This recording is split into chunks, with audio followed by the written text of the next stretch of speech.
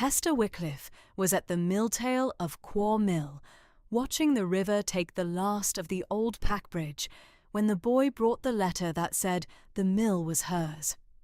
It was the grey forenoon of the 2nd of August 1818, 3 days after Lammas, and the brew had been up over the water meadow since the Friday night, the colour of milky tea, carrying hurdles and a drowned hencoop, and one whole apple tree rolling its roots at the sky. She had come down only to see the wheel safe and the hatches drawn. She had not come down to watch a bridge die. But the middle pier of the pack bridge had been undercut in the dark, and as she stood at the tail race with the spray cold on her face, the keystone of the nearer arch let go with a sound like a door shut in another room, and the whole span knelt slowly into the brown water and was gone downstream in pieces, and the boy with the Wells letter came across the mill yard at a run and knocked at the mill door before she had got her breath. Hester Wycliffe was slender and upright at 5'6", with the still composure of a woman who had earned her bread at other people's harpsichords for 9 years. Dark auburn hair, parted plain at the centre and pinned in a low coil under a black straw bonnet, wide grey eyes set in a calm oval face, fair Somerset skin with a few freckles, the cathedral close, had never quite bleached out, in a black stuff travelling gown and a grey worsted shawl crossed at the bodice against the river damp. She wore one ornament only, her dead mother's plain garnet ring, turned to the palm in working hours so it should not catch the strings. The boy was the carrier's lad from Wells, wet to the knee, and he gave the folded letter to her hand at the mill door and stood back on the wet cobbles. The mill smelt, as it always smelt, of meal and wet elm and the green breath of the leat, and under that this morning, the raw mineral smell of the flood. The letter was a heavy sheet under a black wafer, directed in a clerk's round hand to Miss Hester Wycliffe at the house of Mr. Eldred Mompesson, attorney, in Sadler Street, Wells, and forwarded on by that gentleman's own hand to the mill with a line to say, the matter would not keep. She broke the wafer under the lintel. The first lines told her that Mr. Barnabas Quarr of Quarr Mill in the parish of Quarr under Mendip, miller, the husband of her late great-aunt Damaris, had died at the mill on the Sunday morning of the 26th of July, last in the 79th year of his age, and had left her by his will. Lately proved at Wells, the mill house, the leat, the eel weir, the home close, and all that he died possessed of, to her and her heirs for ever. The attorney's hand was Mr. Mompesson's. She had met the old man twice in her life. Mrs. Stallard, the mill housekeeper, came to the door behind her, with her hands floury to the wrist, having heard the bridge go, and said that the Lord, between us and harm, there went the pack bridge that had stood since the monks, and that Miss Hester was never to mind the bridge but to come in out of the wet, for a young woman with a mill fallen on her shoulders, that very week had trouble enough without standing in it. She said also, in the warm, flurried Somerset way of a woman who repeats the parish to itself, that Sir Rowland Verney of Othery would have the mill now for certain, as all the Moor had said these 7 years he should, the old miller having no child of his body, and the baronet's land lying all about the mill on 3 sides. Sir Rowland will have it, said Mrs. Stallard at the door, in a voice with a label already stuck to it. Sir Rowland will have it. Hester did not answer her. She put the letter inside her shawl, against the garnet ring, and went down again to the tail race to see the last baulks of the bridge go under the alders at the bend, because a thing worth £50 to mend was worth the watching out, and because she did not yet trust her own face. The wheel turned heavy and slow in the high water. The hatches held. At the gable of the mill, cut into the grey lias stone in a column going up from her own height to far above her head, were the flood marks of the river, each with its year scored beside it by a chisel, the highest of them an arm's length over her bonnet, and dated 1768, and this morning's brown water stood she saw at the mark for 1811 and rising, the third worst in the stone. She had been told once, years ago, by the old man himself, in the only long speech she ever had of him, that the river kept no grudge and no gratitude either, that it came up when the Mendip springs were full and went down when they were not, and that a man who lived by a river learned to write down what it did, and never to argue with it. He had cut his floods in the wall, he said, so that the next fool to hold the mill should not be surprised by anything the brew had done before. Of Mr. Barnabas Quarr, Hester knew at that grey Lammastide a little more than the Moor knew, but not a great deal more. He was her great-aunt's husband, not her blood at all. The connection ran through her dead mother's Aunt Damaris, who had married the miller in 1779, brought him no fortune and no child, kept his house for 32 years, and died at the mill in 1811, the year of the great flood scored in the wall. The miller had lived on alone another 7 years at the brew's edge, a tall, spare, close-mouthed man, known up and down the moor for 2 things only. He ground the truest meal between Glastonbury and Bridgewater, and he kept the toll book of his mill, as no miller in the Levels had ever kept one. Every sack that came to Quarr Mill to be ground, from whatever farm, on whatever day, went down in the toll book in the miller's own square hand, with the date, the weight in, the toll taken in kind, the weight out, and a word at the end of the line for the state of the river that day and the set of the wind. He had begun the book the week he married, and he had never missed a day's entry in 39 years, and the Moor said, half in jest and half not, that you might forget your own wedding day on the Levels, but the Quarr toll book would not, for it had the weather of it.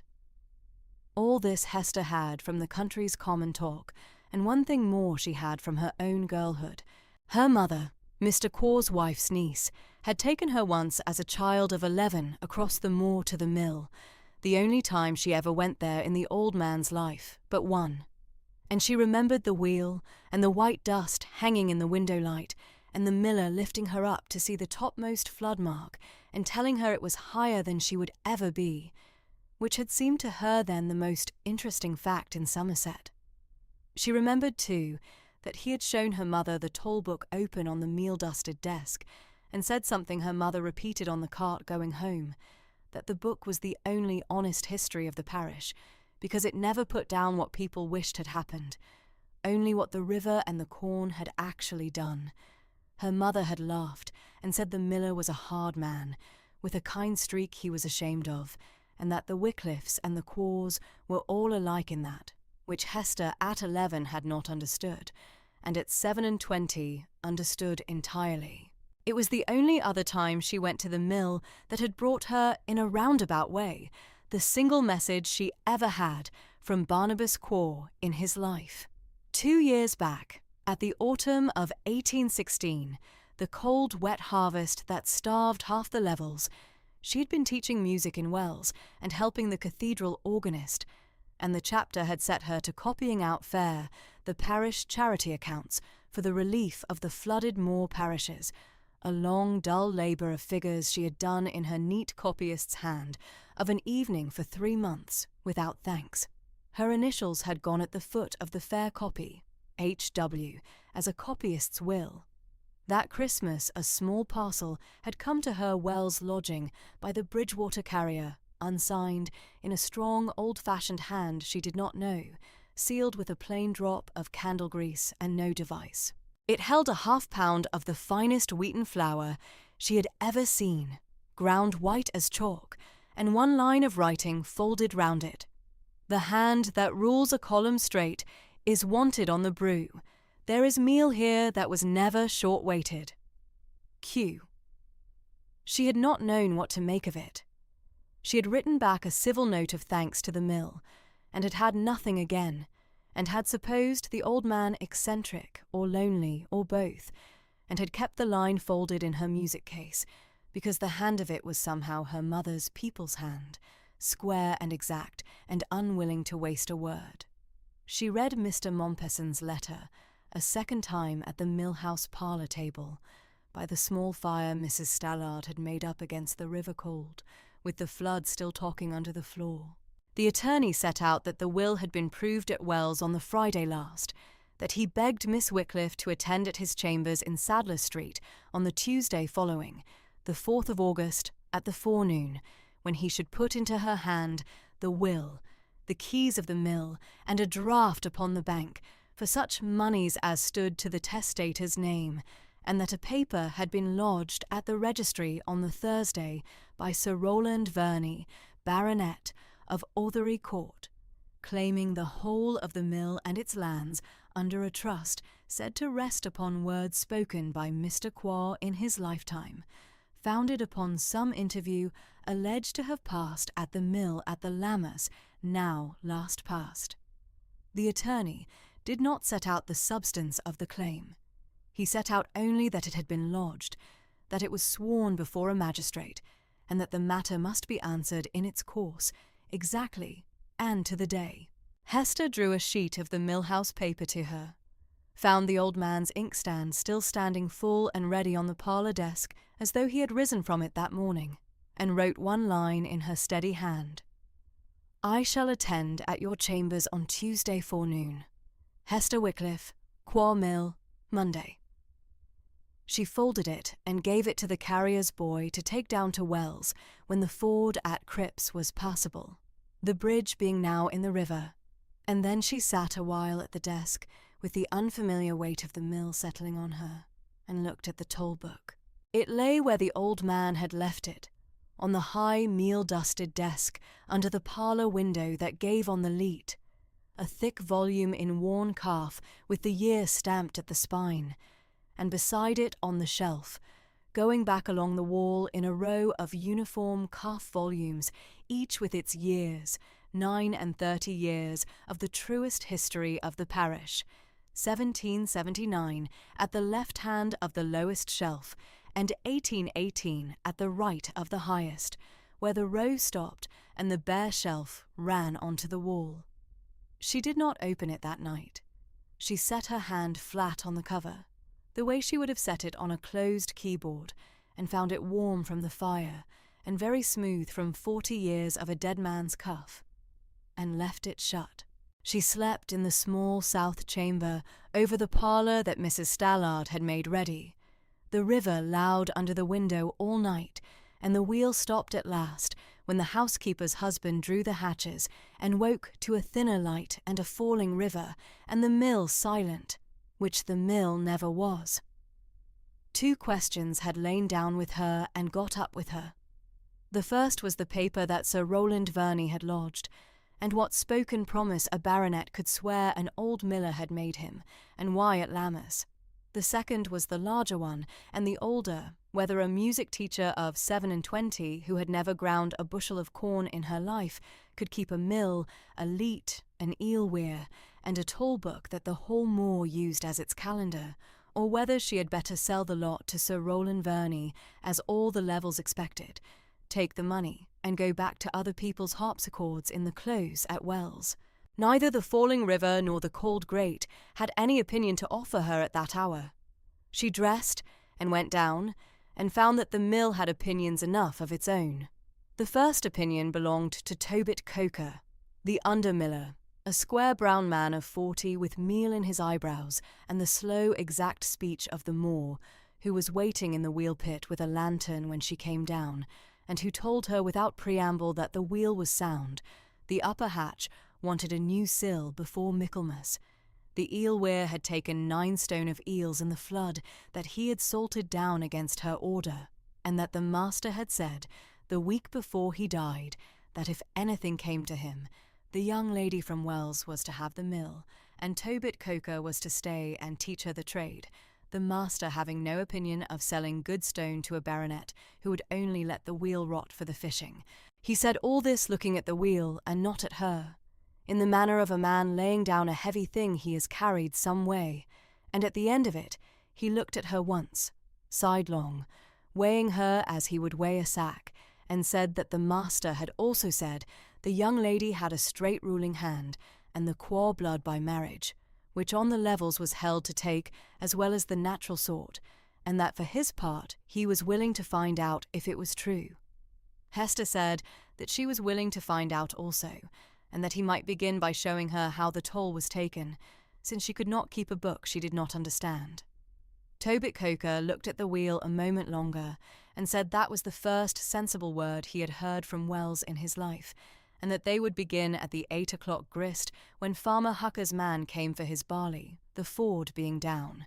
The second opinion belonged to the dog, lying across the worn stone sill of the mill door, grey about the muzzle, the colour of a wet hazelnut, with one ear permanently turned down where a rat had marked him in his youth, was the mill dog, an old liver and white spaniel named Tara, who had belonged to the miller, and who had not, the household said, been more than 10 feet from the mill door since the Sunday they carried his master out of it.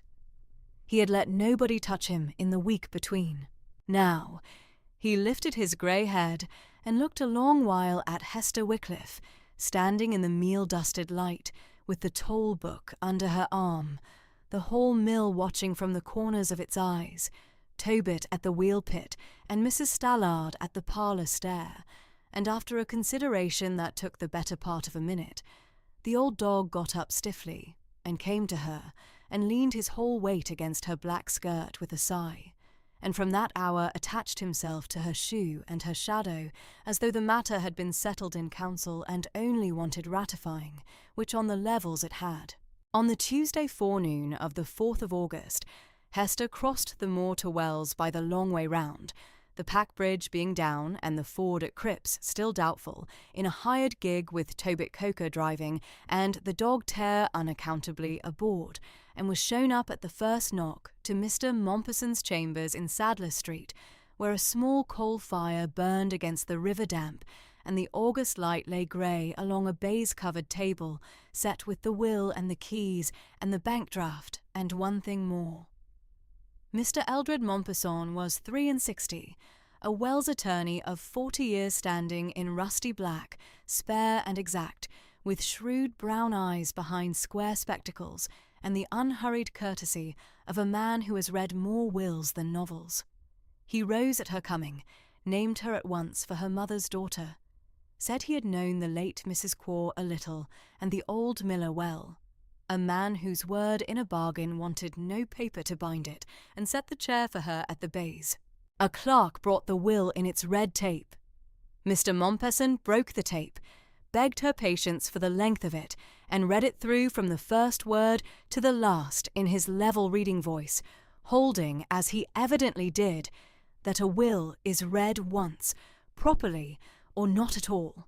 It was a short will, and a plain one. After the just debts and the funeral, plain at the parish church of Quarr under Mendip, without feathers or hired mourning, Barnabas Quarr gave and devised his messuage and water-corn mill, called Quarr Mill, with the mill house, the leat, the eel weir, the home close, the orchard, and all the lands and rights he held in the parish, unto Hester Wycliffe of the city of Wells, spinster, great niece of his late dear wife Damaris, to hold to her and her heirs for ever. He gave her the household goods, the corn in the bins, the beasts, the eel salting, and the money at the bank, being £420 in the 3% and somewhat under £90 in cash. He gave to Tobit Coker, under Miller, £20 and the second best gun, he knowing the wheel's mind better than any man living save me. He gave to Joan Stallard, housekeeper, £10 and the furniture of her own room. He gave to the poor of the parish £5 in bread at the Christmas next, and the like every Christmas during the goodwill of his heir, which I leave to her conscience, having tried it once at a column of figures and found it carry. And then came the one paragraph that was not a lawyer's paragraph at all, set down in the old man's own words and read out by Mr. Mompesson without the change of a muscle in his still face. And forasmuch as the toll book of this mill, kept by me daily for 39 years, is the true history of this parish and the just measure between miller and farmer. And forasmuch as the marks of the river cut in the mill wall are the only honest warning the brew has ever given, I do earnestly desire, not as a condition, but as a request to one I believe will heed it, that the toll book be kept on as I have kept it, day by day, and the floods cut in the wall as they come. For a book honestly kept is a promise made to every man who shall ever bring his corn, and a family that will not short-wait the dead will not short-wait the living. The hand I leave it to has ruled a straighter column for strangers than ever I ruled for my own. Let it now rule for itself. Mr. Mompesson laid the will at the side table when the reading was done, and drew across the bays, one at a time, the things at her hand.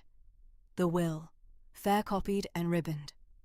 A ring of 7 keys: the mill house, the meal loft, the eel house, the still room, the corn bins, and the iron chest.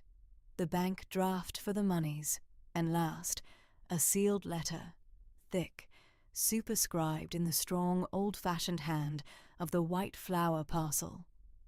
To my wife's great niece Hester, to be given into her own hand and read by her at the mill and at no other place, under a plain drop of candle grease with no device. Hester looked at the candle seal a long moment, and laid the letter unopened in her reticule, and folded her hands at the edge of the bays, and asked the question she had carried across the moor.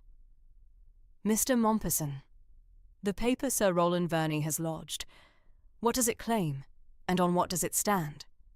Mr. Mompesson took off the square spectacles, polished them at his handkerchief without hurry, and put them on again. He said the paper claimed a trust by parole, a trust resting on spoken words, declared, as Sir Rowland's affidavit had it, by Barnabas Quarr in his lifetime, under which the whole of the mill and its lands ought in conscience to pass to Sir Rowland at the miller's death, subject only to an annuity of £30 a year to Miss Wycliffe for her life, in consideration of her being, as the affidavit expressed it, a deserving young person of the late Mrs. Quarr's remoter connection. He said the words were sworn to have been spoken at the mill, at a private interview between Sir Rowland and the testator on the evening of Lammas Day last, the 1st of August 1818, 3 weeks and 3 days before the miller died, and a fortnight after the date of the will.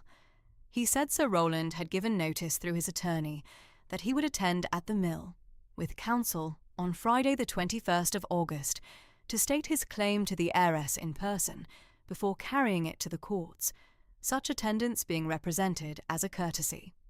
He said, retying the will in its tape, that a parole trust set up against a plain devise in a will older than the spoken words was a thing the courts had little stomach for, but that it must be answered all the same, exactly, and to the day, and that he would be at the mill on the 21st if Miss Wycliffe wished it. "I do wish it, Mr. Mompesson," said Hester, "and I should be glad to know what answer the day itself can be made to give him." If the attorney found anything strange in the turn of the sentence, he did not say so. He walked her down to the street door himself, and stood bareheaded in the August damp, while the heiress of Quarr Mill climbed back into the gig beside her under-miller, with all her dead benefactor's keys in her reticule, and his sealed letter against the garnet ring, and the old dog put his head on her knee, and the gig went up Sadler Street and out of the city by the Bristol Road toward the moor and the broken bridge and the silent mill. The fortnight between the chambers and the morning of the claim went in the quiet learning of a trade and the plain ordering of a life. Hester wrote to the cathedral organist at Wells that she must give up her pupils at Michaelmas, and had back a kind grumbling letter that said the Close would not find another copyist who could read his Italian hand in a hurry, and that she was a fool to bury herself in a wet mill on the Brew, and that he hoped her extremely happy. She wrote to the Reverend Septimus Pine, rector of Quarr under Mendip, that she was come to the mill and would be glad of his counsel, and had back a warm, scholarly note in a round hand, with a postscript that the late Mr. Quarr's dog had taken up a station at the mill door from which no power on the moor could move him, and that the writer trusted Miss Wycliffe was not averse to dogs of fixed opinions, and she went down each morning at the 8 o'clock grist and learned the mill from Tobit Coker, as a child learns a language by standing in it. She learned the wheel, breast-shot, 14 foot, that took the Leet water at its waist and gave the river back below the eel weir. She learned the 2 pair of stones, the grey peak stones for the barley, and the French burrs for the wheat, and the dress of the stones, and the ring of a good run of meal against a dull one. She learned to set the toll, a 16th part taken in kind, no more, the old man's iron rule, and to weigh fair on the great steelyard with the brass weights the Wells inspector had stamped. She learned the leat, and the hatches, and the backwater, and the eel weir's grigs set at the fall, and the trick of the silting at the bend below the broken bridge. And every evening, at the high desk under the parlour window, with the dog's chin on her shoe, and a single candle at her left hand, she ruled the day's lines in the toll book in her trained copyist's hand, the date, the farm, the weight in, the toll, the weight out, and at the line's end the state of the river and the set of the wind, exactly as the 39 volumes on the shelf had it. And she found, doing it, that the old man had been right, that it steadied a strange day to write down only what the corn and the river had actually done, and to leave out everything one wished had happened. Of the man himself, she learned most from the toll-book's neighbours on the shelf, which she took down in the long evenings and read by the candle as another woman might read letters, because in a sense they were letters. The weather of 39 years stood in the columns, the wet harvests and the dry. The flood years scored in red at the foot of the page and matched to the marks in the wall, the hard winter of 95 when the leet froze and the wheel stood 11 days, the dear bread of the war, the green Christmas of the comet year. And at the margins, at the rate of perhaps 3 lines in a year, in entries that began as corn and ended as a man, the old miller had kept, without ever owning to it, the other book he never knew he was writing. At the foot of the page, for the 14th of June, 1779. Married this day at Wells to Damaris Wycliffe, the river low and the day fair. She rules a straighter line than I do. I shall set her to the book. At the 2nd of November 1811, in the great flood that took the bridge before this one, water at the 1768 mark, within a hand. My wife Damaris died at the mill this morning at the turn of the flood, of the low fever, in her 61st year. The river went down at noon. I have ground no corn this day, the first day missed since I married her, and the book may stand short for her sake, who kept it with me 32 years, and never short-weighted any living soul. And the rest of that page stood blank, the only blank day in the whole row of volumes, the river line ruled and empty until the next morning's entry resumed at the accustomed level and went on. After that she read the volumes as what they were, and found her own small history ticked through their margins like the leet through the meadow. At the autumn of 1816, against a line of barley from Hucker's farm, the strong old hand had noted, "The Wells charity accounts come down to the moor this week, fair copied, the figures ruled straight as a mill bill, and signed H.W., which I take to be Mary Wycliffe's girl, that her mother brought here a child and lifted to the high flood mark. The hand is the family hand. The corn is short this year, but that column is not." And at the Christmas following, against the day he must have sent the white flour, sent to Wells a half-stone of the best white, unsigned. A man may try a hand at a distance before he trusts a mill to it. If she answers civil and asks nothing, she is the one. She had answered civil and asked nothing. She sat with that page open a long time, by the candle, with the dog's chin on her shoe, and understood for the first time that the parcel had been an examination, and that she had passed it without knowing she sat it. It was on the third evening at the mill, alone in the parlour after the household was abed, that she had opened the sealed letter at last, having carried it unopened 3 days because it was to be read at the mill, and she had meant to know the mill a little first before she let the dead man speak to her in it. She broke the candle grease at the parlour desk where his inkstand stood, and read what the strong old hand had left her. Quarr Mill, the 18th of July, 1818. To my wife's great niece Hester, whom I saw twice and judged on the second sight to be the one. You will read this at the mill, and so you will have seen the wheel and the wall and the book. And you will be asking why a close old man should leave a working mill to a music teacher who never ground a peck in her life. The Moor will tell you it is dotage, or spite against Sir Rowland Verney, that wanted my water for his decoy ponds these 10 years, and never could see a mill except as a thing in his way. The Moor is wrong, as it commonly is, about anything that is written down rather than said. I leave you the mill because I leave you the book, and I leave you the book because you have been keeping one already. 3 months together, for strangers, for nothing, and ruled it straighter than I rule my own. And a parish wants, more than it wants a clever miller. One honest column it can trust. Your great-aunt kept this book with me 32 years, and we never once put down a wished-for thing in place of a true one, and I've come to think that the whole of religion, and the better half of justice, is in that and in nothing grander. Keep the book.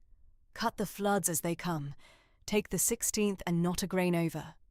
And if ever any man stands in this parlour and tells you what I promised him by word of mouth, do not argue with him, and do not be afraid of him. Only take down the book of that day, and read him what the river was doing, for I never in my life said a thing to a man across this desk that I did not write plainer to the corn the same evening. Your great-aunt's husband, Barnabas Quarr. The dog is Tare, takes the morning grist with whoever opens the mill, and holds the 2 o'clock beneath him. The cat is nobody's. The garnet ring was your mother's mother's, and your mother left it here the day she brought you. And I have kept it in the iron chest these 16 years against your coming. It is on the 7th key. Hester read the letter twice, threw it the single candle, and then went to the iron chest and turned the 7th key, and found in it, wrapped in a twist of yellowed paper in her mother's own writing, a second garnet ring, the fellow of the one she wore, that had been her grandmother's. And she sat down again at the desk with the 2 rings before her on the meal-dusted board, the worn one from her own hand and the kept one from the chest, and the empty end of the highest shelf at the edge of her sight, where the row of books stopped and the bare wood ran on. And that was as near to weeping as the mill parlour got of her that night, and nearer than it got of her for many nights after. At 8 the next morning, the household of Quarr Mill, which had kept its grief in good order for a fortnight without knowing what it was keeping the mill for, heard the great hatch go up and the wheel take the water, and saw from the yard the new mistress of the mill come down meal-dusted from the loft with the toll-book under her arm and the old dog at her hem, set Hucker's man's barley to the grey stones herself, with Tobit Coker's hand over hers on the tentering screw, weigh out the meal fare on the great steelyard, take the 16th toll and not a grain over, and then sit down at the high desk and rule the day's line in the book, and add at the end of it, in her unhurried hand, the river falling, the wind at the southwest, and one thing more that was not in any line her great-uncle by marriage had ever written, and yet was entirely his. The pack bridge fell at the flood, the 2nd of August. The parish without a crossing at Quarr, until it be built again. Resumed the toll book by Hester Wycliffe at the mill. The river within a hand of the 1811 mark, and now falling. She blotted it, and looked at it, and found it answered. The settling of the mill went on in the plain order of its own habits. The Reverend Septimus Pine, called at the week's end, a round, soft-voiced scholar of 55, with a head full of the parish's 400 souls and the moor's drowned history, drank 1 cup of tea, won the dog's sober approval, and begged leave to go on borrowing the late miller's run of the Gentleman's Magazine at the shameless rate of 30 years' custom. Tobit Coker's wife came to help Mrs. Stallard at the dairy. The Wells corn factor sent up to know would the mill grind for the city this winter as before, and was answered that it would, at the old toll and the old weights, and the parish, which had held its breath at the death and the broken bridge and the lodged paper, began in the small ways. A parish shows it to let the breath out, and to bring its corn again to Quarr. For a mill is the one house in a parish that every other house must come to, and the Moor had decided, on the evidence of a fortnight, to come. But the broken bridge lay across everything, in the river and in the parish's mind. All that fortnight, the pack bridge had carried the Moor's foot traffic and pack traffic across the Brew at Quarr since before the dissolution. 3 stone arches on 2 cutwater piers, the only dry crossing between the Cripps Ford 2 miles up and the county bridge at Bordrip 4 miles down.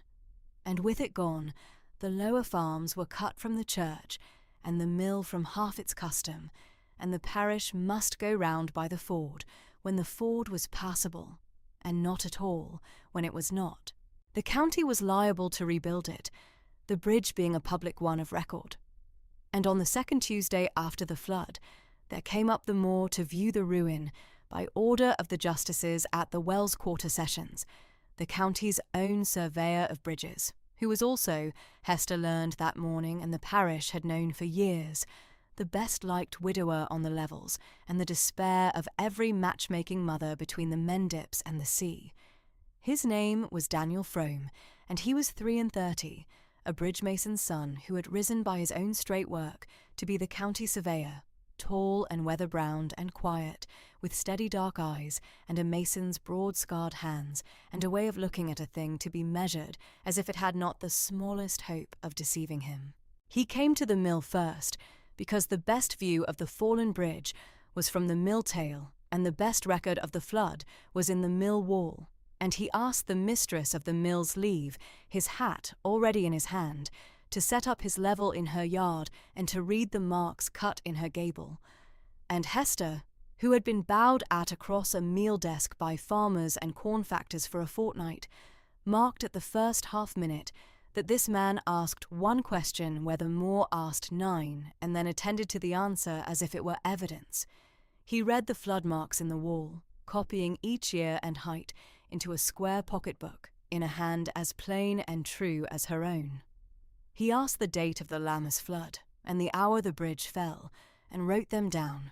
He asked might he see the toll-book's entry for the flood, the mill's record being, he said, the only dated observation of the river he was likely to get nearer than the Bath newspaper. And she showed him the page, and he read it, and looked up at her once, and said that in 9 years of surveying the county's bridges, he had never been handed a flood already written down to the hour by somebody who had no reason but honesty to write it, and that it would save the county a deal of guessing, and that he was obliged to her.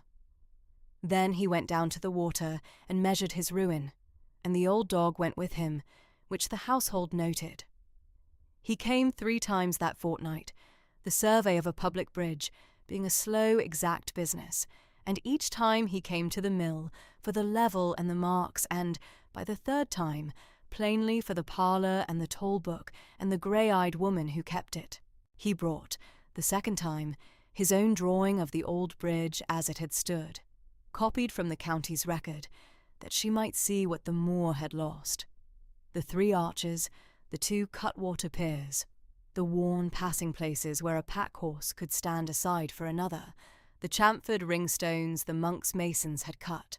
He brought, the 3rd time, his estimate for the new bridge to be laid before the justices, and asked her, as the nearest landholder and the one whose custom the bridge most served, whether she would set her name to the parish petition for its speedy building. and while he unrolled the drawing on the parlour table, a small grave person who had come up with him that third day in the gig stood very straight at his elbow and watched Hester Wycliffe with the unblinking attention of a sentry. This was Patience Frome, the surveyor's daughter, 9 years old, with her dead mother's fair hair in 2 tight plaits and her father's steady dark eyes in a thin brown face, who had been reared since she was 2 by her father and a good aunt at Bridgewater, and who went everywhere with her father that a child decently could, having, the more said, appointed herself his clerk of works. She carried her own small rule, a folding boxwood one her father had made her, and she had been permitted, Hester gathered, to measure things of no consequence on her own account, ever since she could count, on the strict understanding that she wrote the figures down. She looked at the toll book on the desk, with naked longing, and at the dog, and at the wheel turning white in the window, and at last, her courage gathering visibly like water behind a hatch, she asked Miss Wycliffe whether it was true that the mill weighed everything, and whether a person might see the weighing, and whether the river really had a different height every single day, and somebody wrote it down.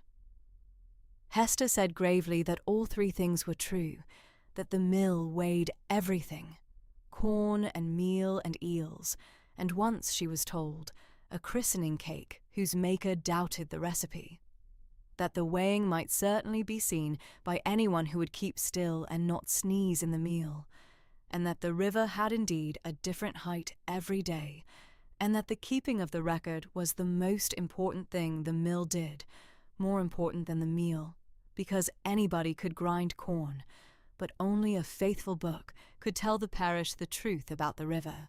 Patience Frome looked up at her father with an expression the whole parlour could read, and her father, bent over his drawing, became suddenly and deeply occupied with the line of the New Bridge's parapet.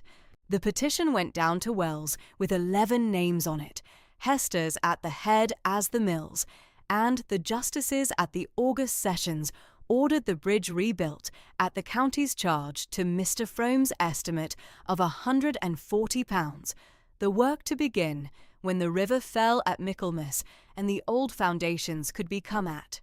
And the order was entered in the sessions book, and the estimate filed, and the date of the flood that took the old bridge set down in the county's record in 3 places, as the law required, against the day the new one should be paid for.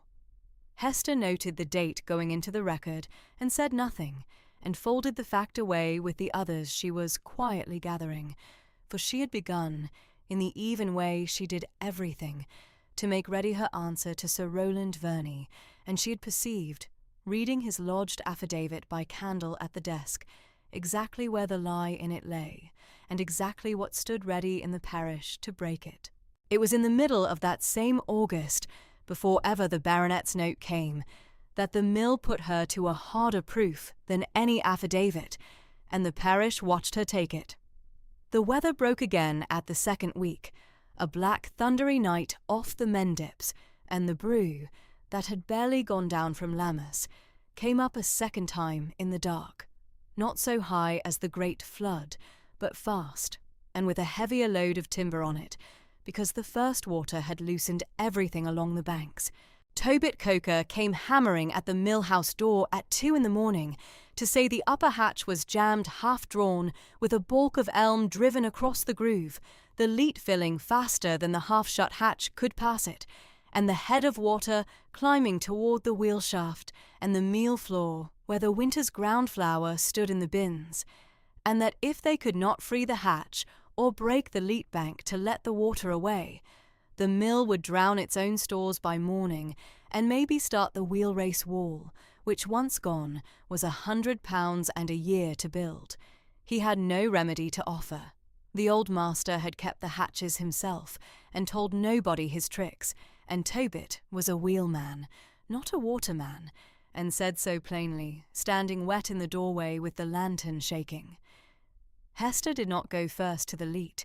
She went to the shelf, in her nightgown with a shawl over it, and took down the toll book for the year of the great flood of 1811, because she had read it that very week for the Bath philosopher, and she remembered that the old man had met this same night before, the night his wife lay dying, with the very elm jam at the very hatch. She found the page by candle in under a minute, the household streaming past her to the leat with lanterns, and she read what he had set down between the grist and his grief, that a baulk fast in the upper groove was not to be hauled against the head, which only drove it tighter and cost a man his fingers, but to be floated free by first dropping the lower hatch to back the water up beneath it, so that the jammed timber rose on its own with the rising level and slid clear of the groove of itself, after which both hatches were to be drawn together and the flood passed clean. It was 4 lines. It was the difference between a saved mill and a drowned one. She carried the open book down to the leat side herself, and read the 4 lines aloud to Tobit Coker over the roar of the water by the lantern. And they did exactly as the dead man's hand directed, dropped the lower hatch, and waited, the water climbing horribly for 2 long minutes, while the men muttered until the baulk of elm lifted on the risen head as quietly as a cork, and turned and slid out of the groove into the backwater. And then the 2 hatches came up together, and the leat let go its load with a shudder, and the head fell away from the meal floor sill with 4 inches to spare, and the mill was saved out of a book. The Moor heard of it before noon, the way the Moor hears of everything, and it changed the parish's mind about the music teacher from Wells more than any quantity of fair-weather civility could have done. It was one thing to weigh true and keep a tidy book. It was another to stand at a flooded leat at 2 in the morning in your nightgown and save the mill out of a dead man's writing, while grown watermen stood by with no notion what to do.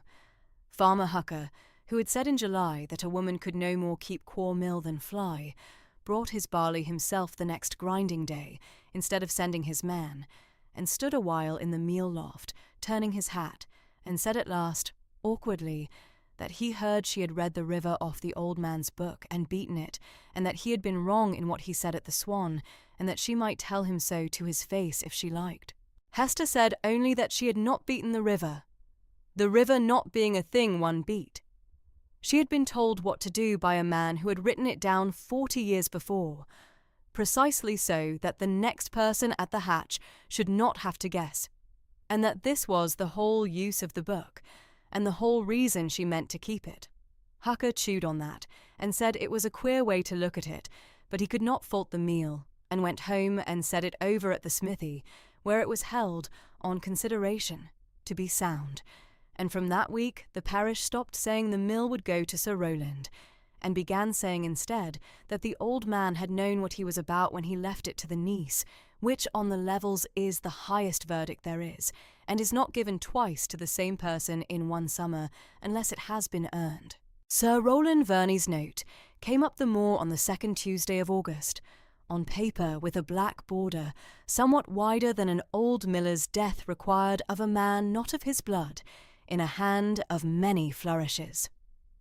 It presented Sir Rowland's compliments to Miss Wycliffe, condoled with her on the loss of a worthy old servant of the parish, whose long life and longer labours, he wrote, no man had valued more truly than himself, regretted that a painful duty obliged him to wait upon her at the mill on Friday the 21st, at noon, attended by his counsel Mr. Pinhorn of Gray's Inn, upon a matter touching the late Mr. Quarr's true intentions, which he doubted not a few minutes' frank conversation between persons of good feeling would compose to the content of all, and remained her well-wisher and neighbour.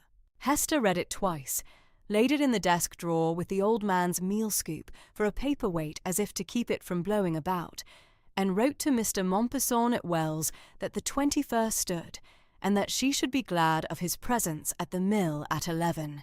Mr. Mompesson's gig came up the moor at the dusk of the 20th, the attorney holding it his duty to sleep a night at the mill and be on his ground before the ground was wanted. He said at the parlour door, shaking the moor damp off his rusty black, "Miss Wycliffe, I have read Sir Rowland's affidavit at the registry, and the substance of it is this. that on the evening of Lammas Day last, the 1st of August, he walked over from Othery to the mill, crossed the Brue by the old pack bridge, dined here with Mr. Quarr, and was promised by him across this desk the whole estate, the old man being then, as the affidavit has it, in failing health and full of remorse for having neglected his wife's family, and resolved to mend it by leaving all to the only gentleman of the connection. A parole trust at law wants the clearest words, the clearest occasion, and a court willing to prefer a dead man's reported talk to his living signature. The occasion sworn to is that evening, at this mill. You will wish, I think, to have your own materials at hand. And Hester, lighting him into the warm parlour, where the toll-book lay open on the desk and the candles stood ready, said only, "I shall, Mr. Mompesson. They are at hand. They have been at hand, I find, since the river took the bridge."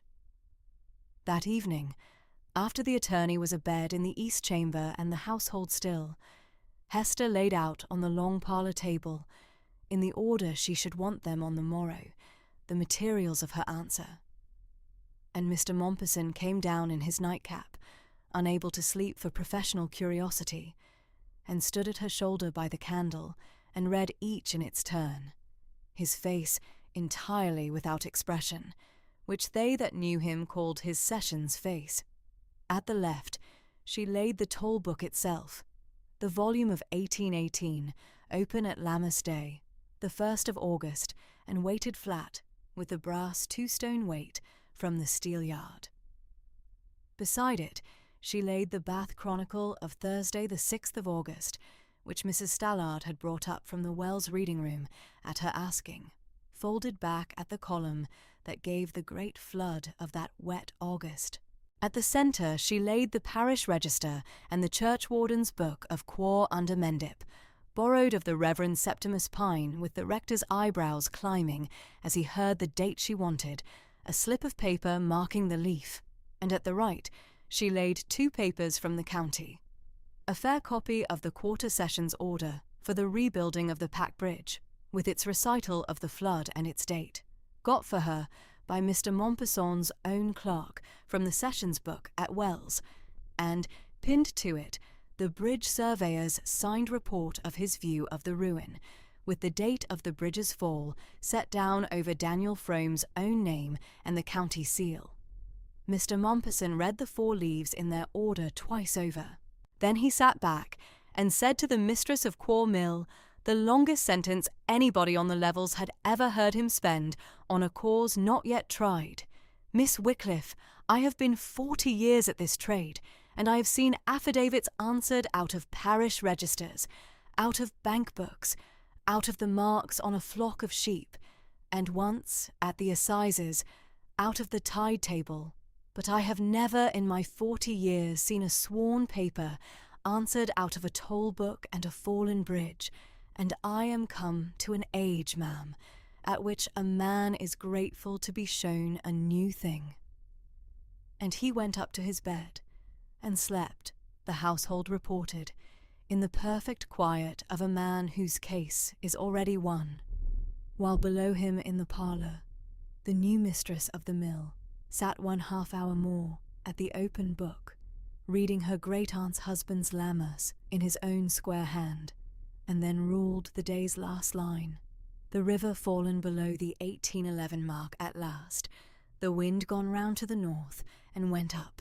The morning of Friday the 21st of August came up over the moor warm and still, the river down within its banks and running clear over the gravel, the meadows steaming as the sun took them, and Quarr Mill stood at it with the wheel stopped for the visit, the meal dust let settle, the parlour swept, and the toll book open on the desk. At 11 Mr. Mompesson disposed himself at the parlour table's end, with his papers squared. At 1/4 noon, the dog tar was persuaded by Mrs. Stallard and the better part of a bloater to keep the dairy during the visit, the spaniel having formed in recent days certain views upon the boots of strangers that the household held it kinder to all parties not to put to the proof. And at noon to the minute, whatever else might be said of Sir Rowland Verney, his punctuality was of the county. Wheels came up the mill lane, and Tobit Coker, at his stiffest, opened the parlour door upon Sir Rowland Verney, Baronet, and Mr. Pinhorn.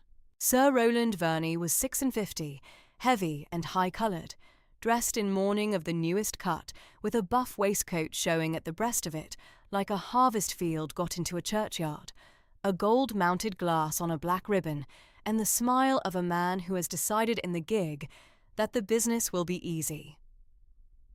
Mr. Pinhorn of Gray's Inn was his opposite in every particular. 60, spare, narrow, grey as a January thorn, in black that had outlasted 3 reigns of fashion without remarking them, with a green baize bag of papers under his arm, and pale, narrow eyes that went round the parlour once at a single pass, taking in the heiress, the attorney, the desk, the open book, the 4 leaves squared upon the table, and gave back nothing whatever. "My dear Miss Wycliffe," said Sir Rowland from the threshold, coming in with both hands a little open, as a man comes in upon a thing he means to own. "My dear young lady, forgive an old neighbour's warmth, but the look of you, the very stamp of the family. Poor Damaris to the life. She would have wept to see you here." Hester said only, "Sir Rowland, Mr. Pinhorn, pray sit. Mr. Mompesson of Wells, my late benefactor's attorney and executor, is present, as is the custom in such matters." Sir Rowland's smile tightened a perceptible half-degree at the square spectacles already level at the table's end, but he took the great chair by the parlour hearth, with a creak of good tailoring, settled the buff waistcoat, and let the gold glass fall to the length of its ribbon. Mr. Pinhorn took the upright chair at his right, set the green bag across his knees, and folded his bony hands upon it.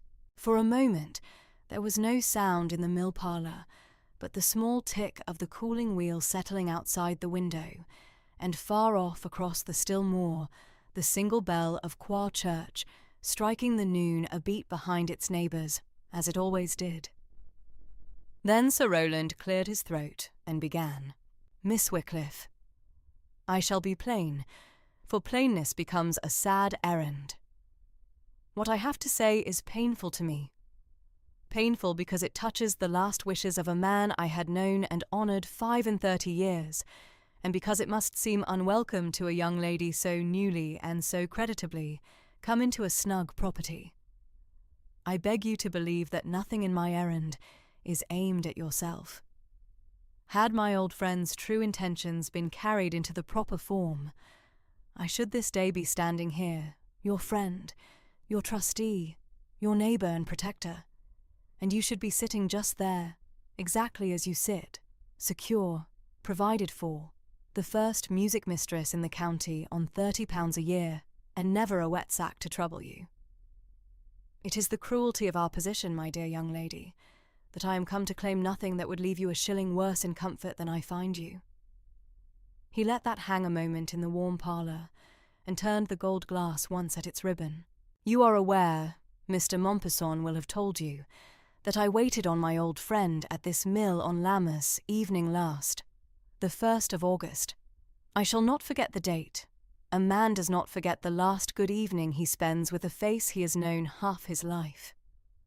I had walked over from Othery in the cool of the day, the harvest being in hand and the evening uncommon fine, and I came to the mill the short way, as I had come these 30 years, over the old pack bridge below the eel-weir, where a man may stand in the passing place and watch the trout in the tailwater, and I found my old friend low in his health but clear in his mind, and glad, I rejoice to remember it, of my company. We dined at 6, as his custom was, and after dinner, the evening being so fair, we sat here, in this very parlour, at that very desk, and my old friend opened to me, with a solemnity I shall carry to my grave, the whole of his mind concerning this mill and his wife's family, and the disposition of all he had. Sir Rowland drew breath, and his voice dropped into the flat register of a thing conned by heart and carried. He said to me, and I give you his words, young lady, as near as a man may who has turned them over every night since, he said, "Roland, you are the only gentleman that ever treated this mill as more than a thing in his road, and the nearest thing to a friend my wife's people have left me. The girl at Wells is a worthy creature, Damaris's blood, and she shall never want. £30 a year shall keep her genteel and grinding nobody's corn. But a mill must go to a man that can hold it against the moor and the water and the well sharpers, and the land must go with the man. And I'll not trouble Mompesson to be drawing fresh parchment at my time of life and in my state of health. The word of a Quarr across his own meal desk is older law than anything in Gray's Inn. The mill and the lands are to be yours, Roland, at my death, you charging yourself with the girl's £30, and there's my hand on it." And he gave me his hand across this desk, young lady. That dry old hand I had shaken 30 years, and I walked home to Othery over the bridge in the dusk with my heart too full to eat my supper, and I sat down the same night, while every word stood fresh in me, and I made a memorandum of the whole, dated and signed, which paper sworn since before a magistrate lies at the registry at Wells, and a copy whereof Mr. Pinhorn holds at this moment on his knee. That, Miss Wycliffe, is the whole of my unhappy business.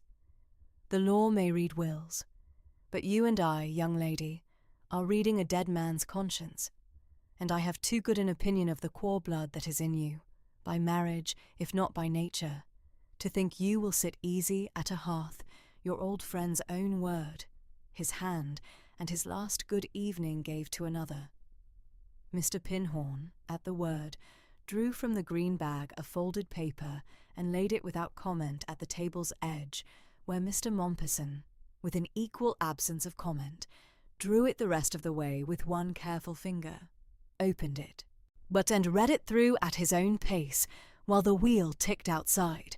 It was as Sir Roland had told it, a memorandum in a flourished hand, headed Othery Court, Lammas night, 1818, rehearsing the walk over from Othery, the crossing of the Pack Bridge below the eel weir, the fine fair evening, the dinner at 6, the talk at the desk after, the declaration, the hand given, signed Roland Verney, and below the signature, in a clerk's hand, the note of its swearing at Wells on the 13th of August. Hester Wycliffe had heard the whole recitation through, without once moving in her chair, her hands at rest in her lap, her eyes not on Sir Roland, but on the clear August light at the parlour window, where the leat ran bright past the stopped wheel.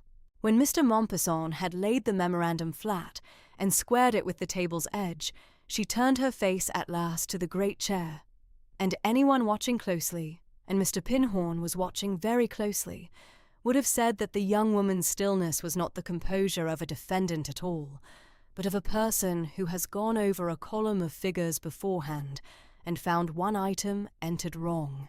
"Thank you, Sir Roland," she said. "You tell it very exactly. The walk from Othery in the cool of the day, the crossing of the old Pack Bridge below the eel weir, the passing place where a man may watch the trout in the tailwater, the dinner at 6, the talk after, at this desk, in the fair evening, on Lammas Day, the 1st of August, of this present year. To the day, my dear young lady," said Sir Roland, warm and grave. "To the hour. An old man holds the great evenings of his life as a church holds its plate." "Yes," said Hester. "I have found that memory and plate are kept much alike. Both are shown seldom, and both are counted less often than they should be. Sir Roland, before Mr. Mompesson answers your paper at law, I should like, with your leave, to read you a page of a book. It was written in this room, at that desk, on the very evening your memorandum was written at Othery, and it was written, as all this Mill's books are written, not from memory, but while the thing itself was happening at the window." She rose and brought the volume of 1818 from the left of the table, open at its weighted place, and stood with it at the window where the light was. My great-aunt's husband, as you knew better than most, Sir Rowland, kept the toll book of this mill. He began it the week he married, in 1779, and he wrote it every day for 39 years. Every sack ground, the weight in and out, the toll taken, and at the foot of each day the state of the river and the set of the wind. He missed one day only in 39 years, the day his wife died, and the book stands blank for her. The book does not remember, Sir Rowland. The book was written while the day stood at the window. This is the page for Lammas Day, the 1st of August 1818, in his own hand. With Mr. Pinhorn's leave, I shall read the whole of it. Mr. Pinhorn inclined his narrow grey head the smallest possible distance.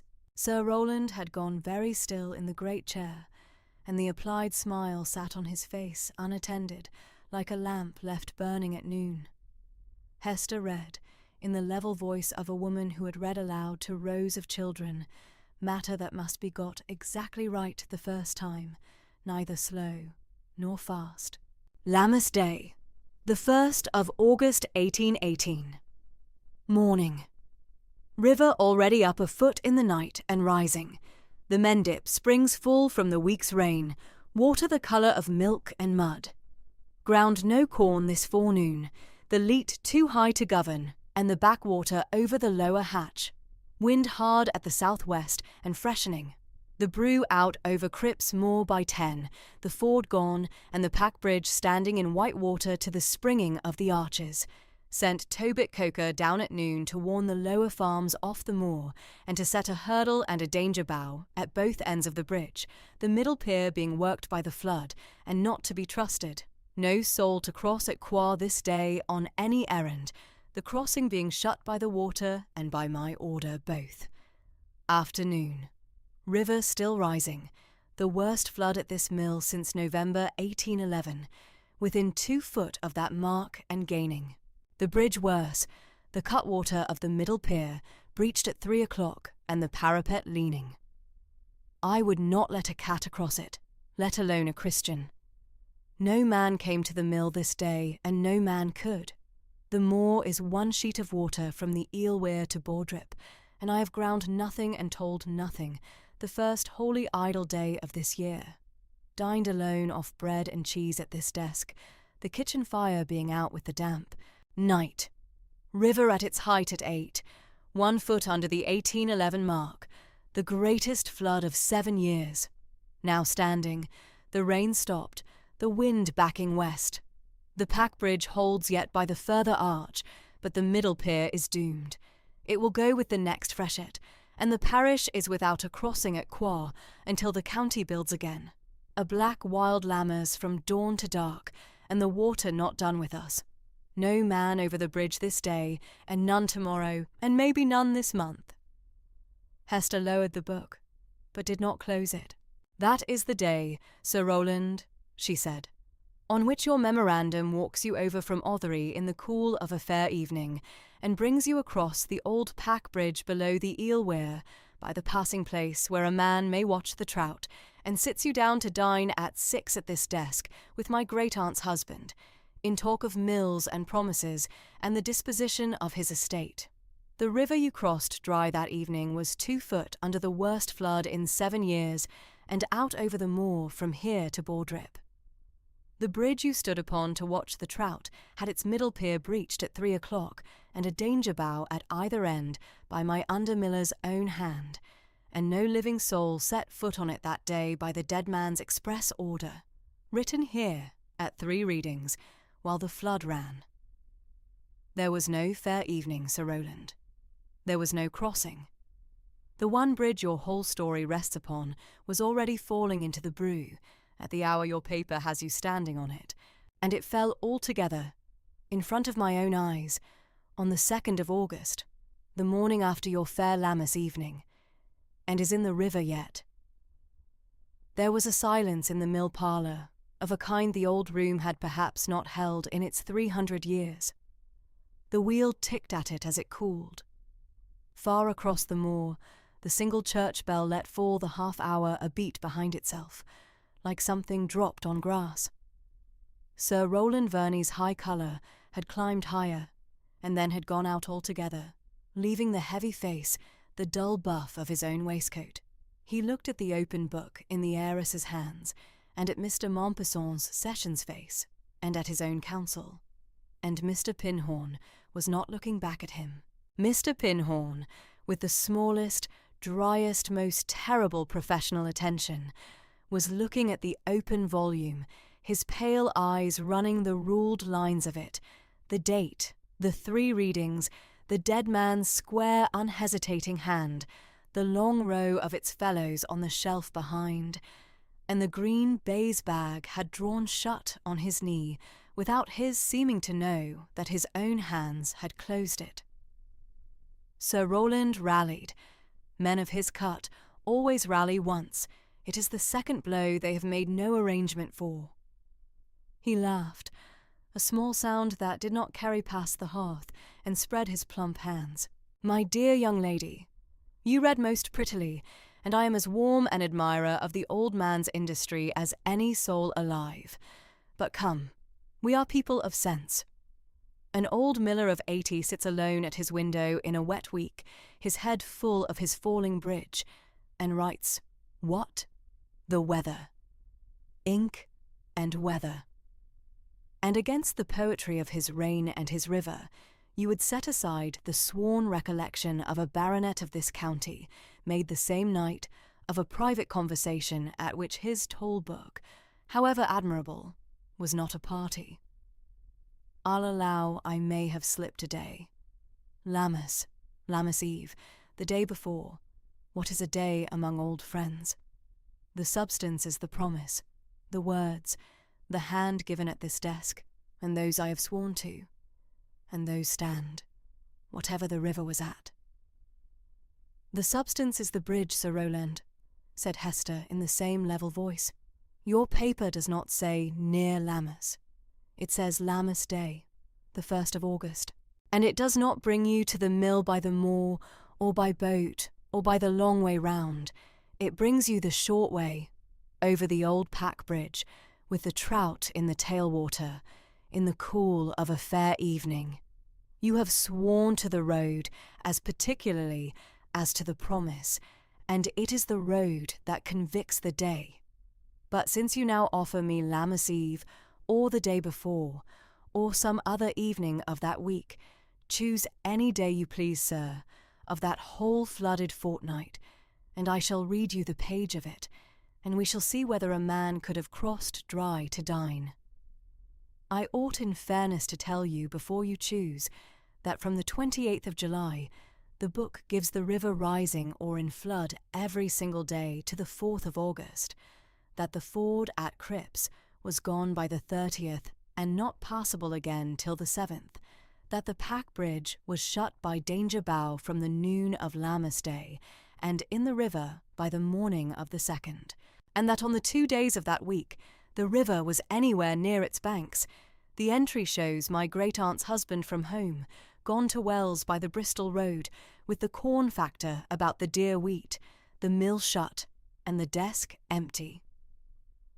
The book does not leave a gentleman anywhere to have crossed that water and dined at that desk, sir, in the whole of the fortnight, except in a boat, and you have not sworn to a boat. She set the toll book down on the desk, open, and took up in its place the folded newspaper. But you need not rest on ink and weather, Sir Roland, nor on an old man's poetry. The Bath Chronicle of Thursday the 6th of August. She opened it at the marked column and turned it that the great chair might see the print.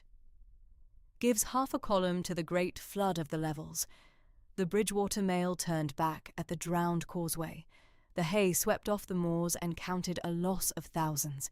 The sheep, taken on the higher droves, and 2 lines I shall read as they stand.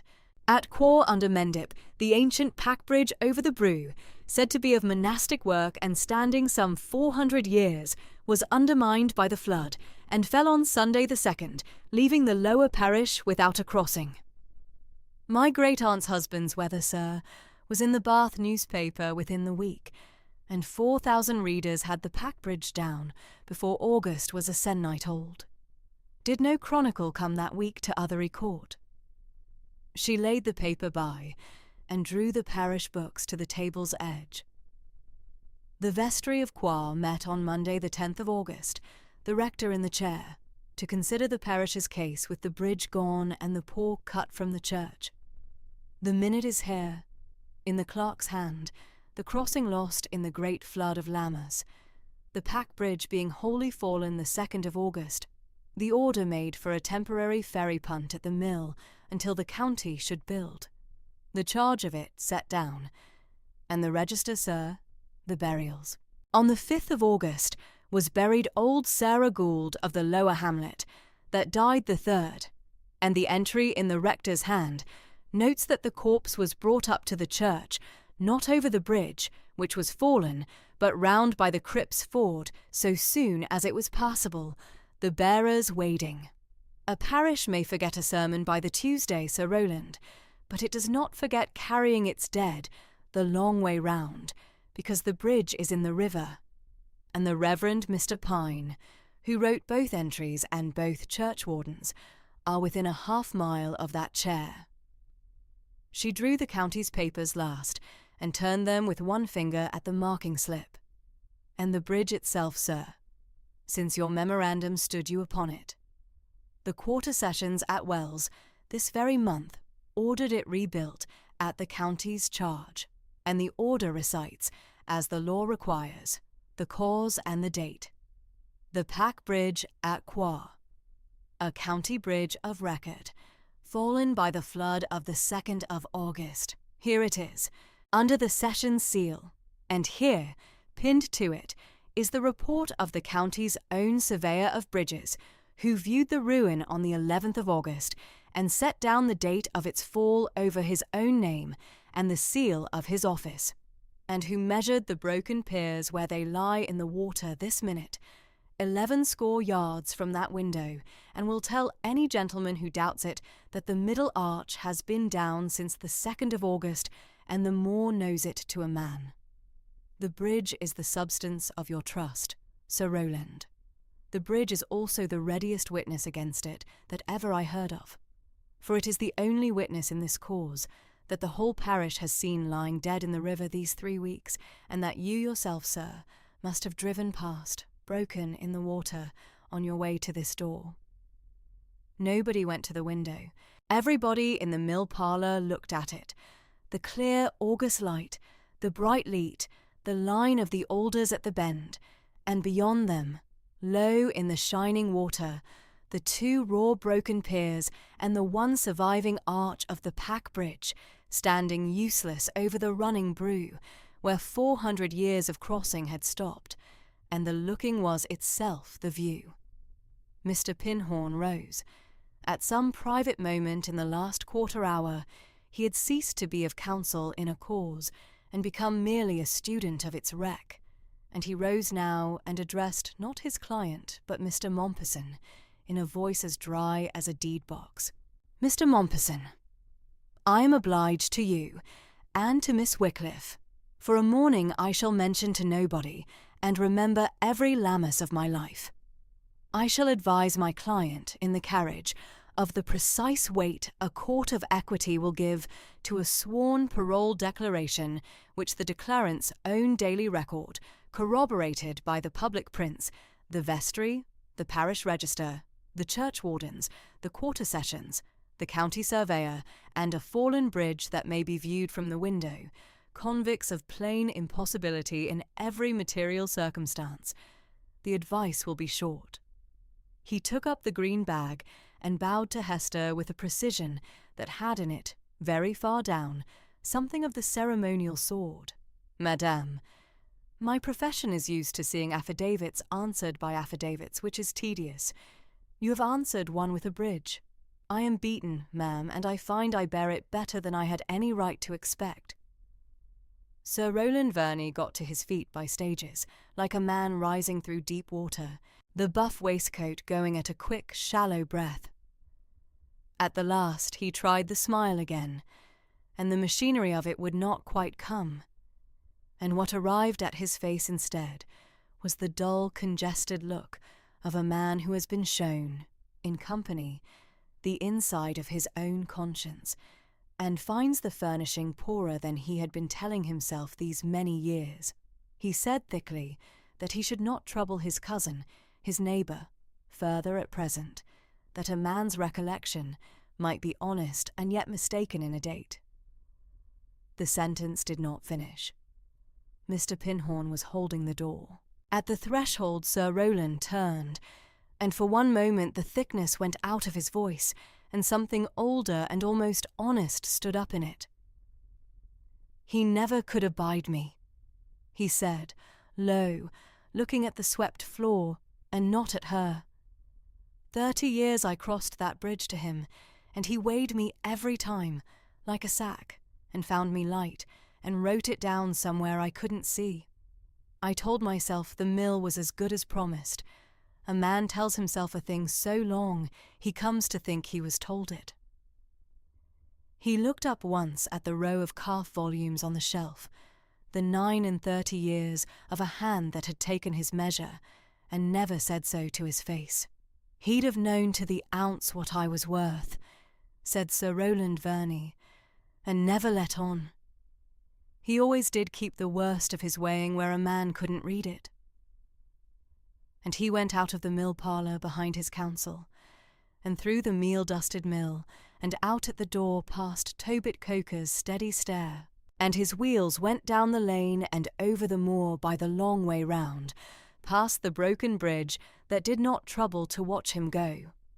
Mr. Mompesson stayed to a plain dinner and the 2 o'clock grist, which he asked leave to witness, standing at a respectful distance from the great steel yard with his hat off, as at a small church. The paper was withdrawn at the registry at Wells on the Monday, the costs paid and nothing further said. Mr. Mompesson's letter announcing it added only that Mr. Pinhorn had returned to London the same evening, and had been heard at the Swan Ordinary to decline a fellow traveller's remark that it had been a wet enough August for the time of year, on the ground that he was no longer to be drawn upon rivers by any man living. And at the high desk that Monday night, having ruled the day's grist and the river and the wind, Hester Wycliffe sat a moment with the pen at rest, the old dog asleep against her foot, and then added at the line's end, in her own hand, the only comment the Tolbook ever had from her upon the whole matter of Sir Rowland Verney. "The mill quiet, the river fair. Tomorrow we grind for Wells." Of Sir Rowland himself, the moor heard little more, and that little without triumph, which is the moor's way with a beaten neighbour.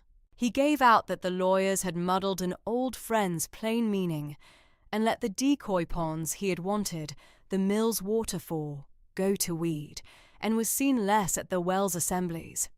And at the audit, the next Lady Day, his steward was found to have let 3 farms run down, while his master pursued a mill across the moor, and Sir Rowland Verney spent that spring counting a real loss instead of an imagined gain, which the levels held to be a juster sentence than any the courts would have troubled to pass.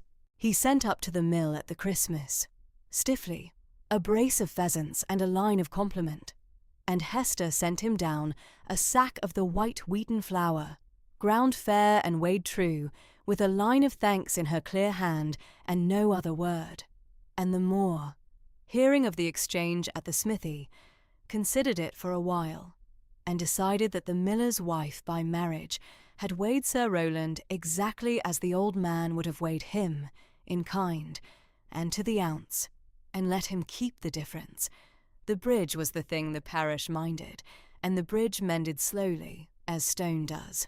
The river held high through September, and Mr. Frome could not come at the old foundations to clear them till the first week of October, when the brew dropped at last to its autumn level over the gravel, and from that week the rebuilding of the Pack Bridge became the standing business and the standing theatre of the parish, and the mill its natural office, the surveyor making the mill parlour his drawing-room because the mill stood nearest the work, kept the only dry desk within a quarter-mile, and held, by the 2nd week of October, the chief reason in the parish that the surveyor found to lift his eyes from his level. A timber stage was thrown across the gap on piles for the masons to work from. The sound foundations of the 2 old piers were probed and found good, the monks' men having driven their elm piles into the moor clay, deeper than any modern contract would pay for. The broken middle pier was cleared away, stone by stone, the chamfered ringstones of the fallen arch fished up out of the tailwater and laid along the bank, and Patience Frome set to number them with a lump of red chalk, on the strict understanding, her father said, that she wrote the number down in her book against each stone, so that the bridge might be built again of its own bones and not of strangers. She numbered 41 of them, in a large red hand, and entered every one. It was on the matter of those numbered stones that the surveyor first stayed past his work at the mill of an evening, and the staying became, by slow degrees, the custom of that autumn. He came at the morning with the masons and went over the leat to the work. But more and more, as October went on and the dark came earlier, he was found at the dusk in the mill parlour, the day's measures to be entered fair before he rode the 7 miles home to Bridgewater, and his daughter at the tall book's neighbour shelf, reading the old flood years aloud by the candle, while her father ruled his bridge book, and the mistress of the mill ruled her grist, and the 3 pens, going together in the hushed parlour, with the wheel stopped for the night and the dog at the hearth, made a kind of music that the parlour had not had in it, Mrs. Stallard said privately to Tobit Coker's wife, since the old Mistress Damaris was alive and ruling her column at the master's elbow. Daniel Frome was a man, Hester found, who could be silent in a room without making the silence a weight, who set down a measured thing exactly and trusted it after, as she trusted the book, who had buried his wife Cecily of a fever 5 years gone, when the child was 4, and had grown quiet on it and gone on and built his bridges straight, and whose rare laugh, when his daughter earned it, came up from somewhere deep and cold, like the springs through the chalk, sudden and bright, and gone again into the hill of him. His history the moor had long ago told her whole, the moor keeping every history but the river's. The fever that took his wife was the scarlatina in the hard spring of 1813. He 28 then? The county's bridges were sound from the Parrot to the Axe, and no woman of 3 counties, though several had taken pains, had moved him in the 5 years since to a second look. The moor laid these facts at Hester's door with the delicacy of a cat fetching in a bird, and Hester thanked the moor and entered nothing in any book. Patience required no such delicacy.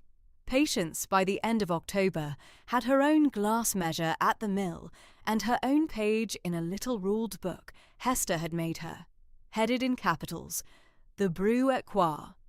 How high, and what it carried, had concluded a treaty with the dog Tear, by which the spaniel suffered his down-turned ear to be gravely set upright in exchange for the entire freehold of her lap, and had taken to appearing at the mill on days that had no bridge work in them at all, brought up the long way by the carrier or by her aunt's pony, on errands of her own invention. On the last Saturday of October, finding Hester at the meal loft window with the volume of the great flood year of 11 open in her hands, she observed, in the carrying whisper of 9, that Papa said her book and Hester's were the same kind of book, only Hester's was older and had more weather in it, and that things of the same kind oughtn't to be kept on shelves in different houses.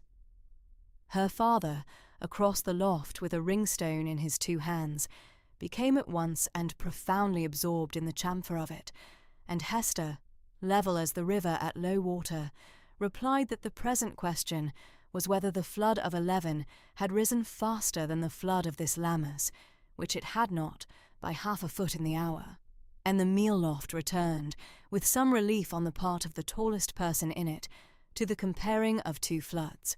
The proverb of that autumn, The one quotable line the whole parish carried off and said over at the smithy and the church porch, and quotes yet at Quarr, when a thing is to be settled honestly, was none of Hester's making and none of the surveyors, but the old dead miller's, dug up out of the toll book by Patience Frome of all people, reading aloud at random by the candle one November evening to fill a silence while the grown people ruled their columns.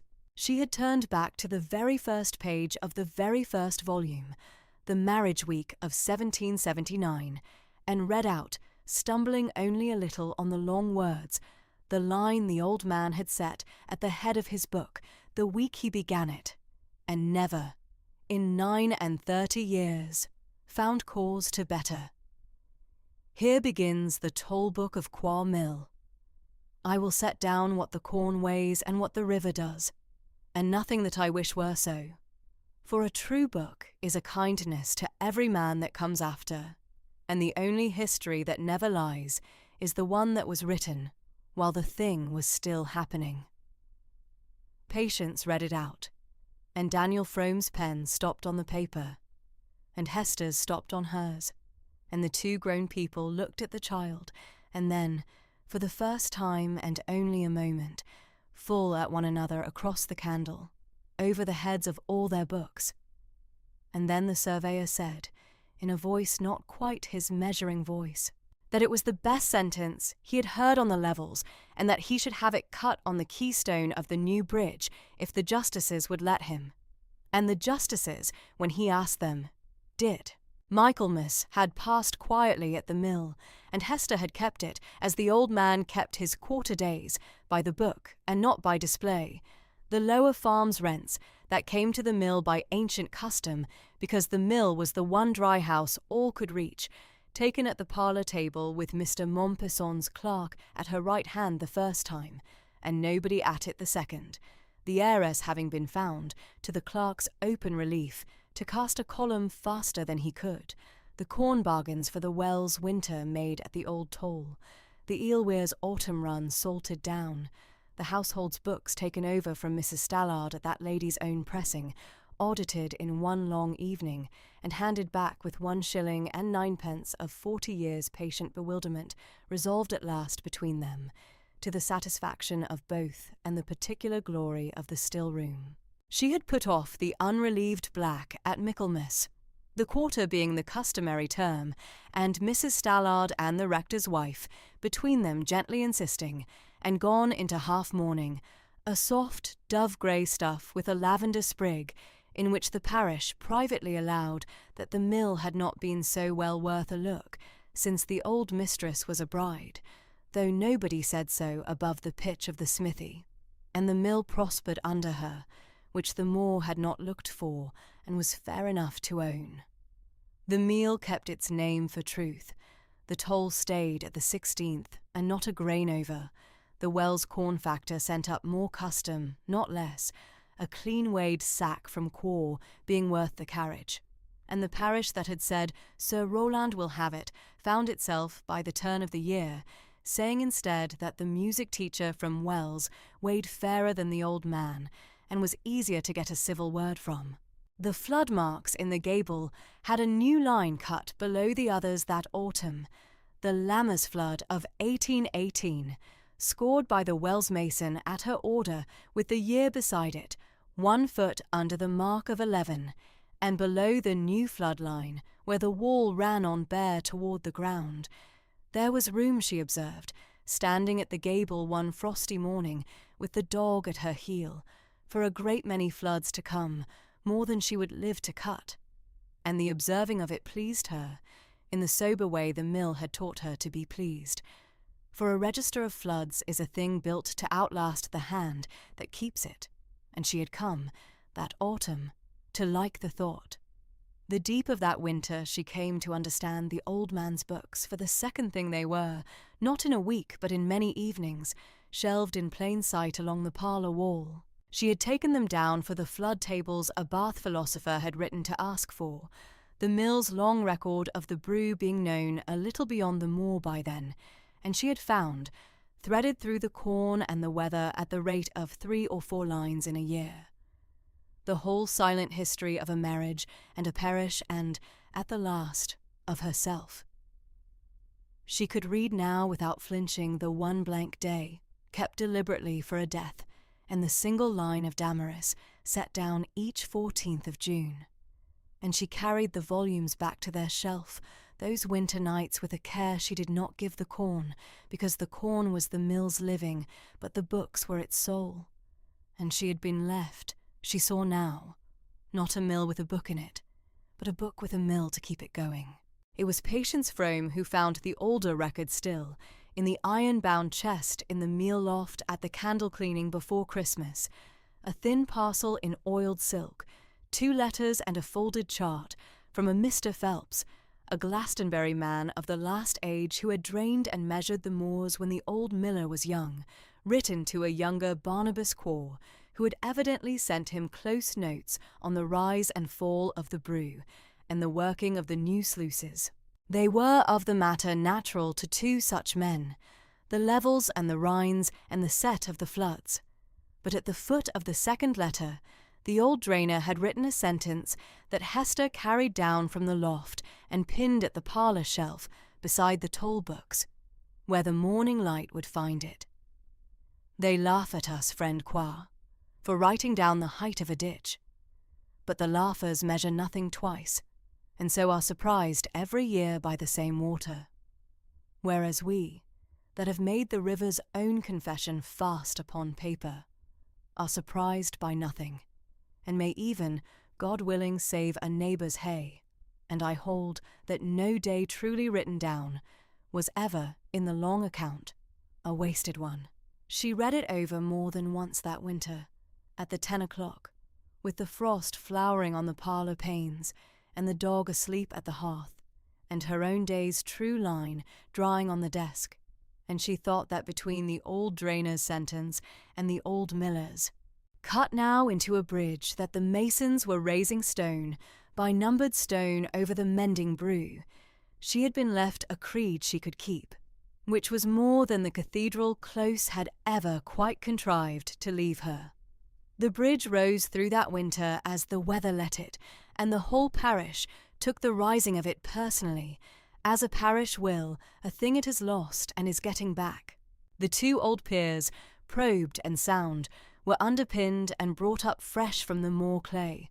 The cleared waterway was narrowed and trued, and at the new year the masons began to turn the 3 arches over their timber centering, the numbered ringstones going back very near the order Patience had chalked them, her father suffering 1 or 2 to be set where they best bedded, rather than where the book said, on the grave principle he told his daughter, that a written record must yield to the stone in front of it, but never to a man's mere wish, which Hester, overhearing at the parlour window, thought as good a gloss on the whole law of evidence as she was likely to get from Gray's Inn. The Baronet at Othery was nothing to the bridge. The bridge was the surveyor's, and by a kind of parish adoption, the mill's, and the mill's mistress walked out most fair mornings to see how the arches came, with the dog at her hem and Patience at her hand, on the days Patience was there, and stood at the bank where the chamfered stones went up wet and grey and square, and said little, and missed it on the days she did not go. The county's surveyor, all this while, conducted his courtship as he conducted his bridges, by sound work, slow setting, and no false ornament. He never spoke a word at the mill that the second window could not have overheard, and the second window, Mrs. Stallard or Tobit Coker's wife, with needlework that made no progress whatever, was always there to overhear it. He brought, one frosty Saturday, his late father's mason tools to show Hester the trick of cutting a true chamfer, and let her try it on a waste stone, her grey eyes narrowing at the line exactly, he said, as they narrowed reading the river off the gauge, and the 2 of them bent over the one stone in the cold yard, with the chisel between them, and the dog watching, as at a marriage rite, and what passed there was nothing but the cutting of a chamfer, and was reported faithfully to the smithy as such, and the smithy was not deceived for a moment. He asked, and was granted, the favour of taking the 8 o'clock river, reading himself one morning at the mill-tail, that he might compare the gauge with his own marks, and he stood at the river with his hat under his arm and his piece entirely, both at the correct angle, and entered the figure in her book in his even hand at her bidding. And the entry of that day stands in the toll book of 1818, in a hand, not Hester's, the only such line in the volume, the river so high, the wind so set, and the gauge read, the foot of the entry says, by D. Frome, the keeper looking on. It was the Reverend Septimus Pine, with the particular shine he wore when two of his favourite books had come off the same shelf together, who did at the Christmas what the Moor had been waiting all autumn for somebody to do, and brought the matter gently to a head, though it was an older and drier authority than the rector who set the seal on it. The mill kept the Christmas in the plain Quarr fashion. The £5 of the will went out in bread from the mill door to the poor of the parish, Hester at the door, with Mrs. Stallard at the list, the Moor coming up the lane, and round by the new bridge stage in its Sunday best through a thin dry snow, and the dog reviewing every sack and every child with the stern, incorruptible attention of an exciseman who may be bribed by absolutely anybody. And at the dark of the afternoon, when the parish had gone, there came up the lane unannounced, in a stout old travelling chariot with one outrider, a small upright woman of 70 in iron grey silk, who proved to be Mrs. Tabitha Tasker of Bridgewater, the surveyor's mother's sister, who had reared him to his trade after his own mother died, and who had buried a husband and a son of her own, and had no patience left over for anything but the truth. She had come, she said plainly, to see the mill her great-nephew had taken to spending his evenings at, instead of his own fireside, and the woman that kept it, before the parish married the pair of them at the smithy, without consulting either. And she stayed 2 hours, and required to be shown the wheel, the gauge, the flood marks, the toll book, and the pinned letters of the old drainer in that order, and read the Lammas page of 1818 through twice, standing in silence, and at her going, at the mill door, drawing on her gloves, she said to Hester in a flat, clear voice that her great-nephews had plainly been cut from, I knew the old miller, Miss Wycliffe, a little 40 years ago, when he was newly married and I was a girl at Bridgewater. He came over once about a sluice, and stayed to weigh my father's corn for him, because he could not abide to see it done careless, and he weighed it truer than my father's own man, and charged nothing, and went home, and never came again, and my father spoke of it for years. I conceive the only promises that family ever broke were the ones they never made, and they wrote down all the rest where a liar couldn't follow. You appear to me to be of the same make. My great-nephew has been 5 years learning to look up from a grave. I have watched him do it this autumn, at your desk, and I am too old to pretend I did not see it. I shall say one thing once, for I do not say things twice. The woman a careful man brings his daughter to, of an evening, 3 months together, has been told everything that man has to tell, and I take you for a woman with the wit to know it. And she went down to the chariot, and was driven away to Bridgewater through the thin snow, leaving the mistress of Quarr Mill at her own door with the old spaniel pressed warm against her skirt, and a good deal more entered against her own account than the day's grist strictly warranted. The thing came at last, as everything came up that valley, in the plain order of the work itself, and at the bridge, where it had begun. On a still bright morning at the end of January, the centering struck from the last of the 3 arches the day before, and the new pack bridge standing whole over the Brew for the first time in 6 months, raw and grey and new, the parapet not yet coped, but the road of it walkable. Daniel Frome asked Hester to come and see it carry its first foot traffic, and she walked out from the mill with him, the dog ahead, Patience between them numbering, from old habit, the very stones she had numbered out of the water, and the three of them went up onto the new bridge and stood in the old worn passing place, rebuilt to the monk's own line, where a man might stand aside for a pack horse and watch the trout in the tailwater below. The brew ran clear and low under the three new arches. On the keystone of the middle arch, fresh cut and sharp, where every soul that crossed must pass over it, stood the old miller's sentence, that patience had dug out of the book, and the justices had granted, and the mason had cut. A true book is a kindness to every man that comes after. Daniel Frome stood a while looking down at the running water under the bridge he had raised, with his daughter wading the shallows below after a numbered stone she fancied had been left out, and the grave grey-eyed woman beside him in dove grey, with the wind at the fringe of her shawl. And then he said, in the voice he kept for the gauge and the level, "Miss Wycliffe, may a man say a thing on his own bridge and leave it lying on the keystone there, to take its own time crossing over?" Hester said, her eyes on the water. "He may. The river is low at this season, sir, and slow. Some things that are said at the head of the year are not come down to the meadow till it turns." "I can wait on the river's pace," said Daniel Frome. "I have built on it 9 years.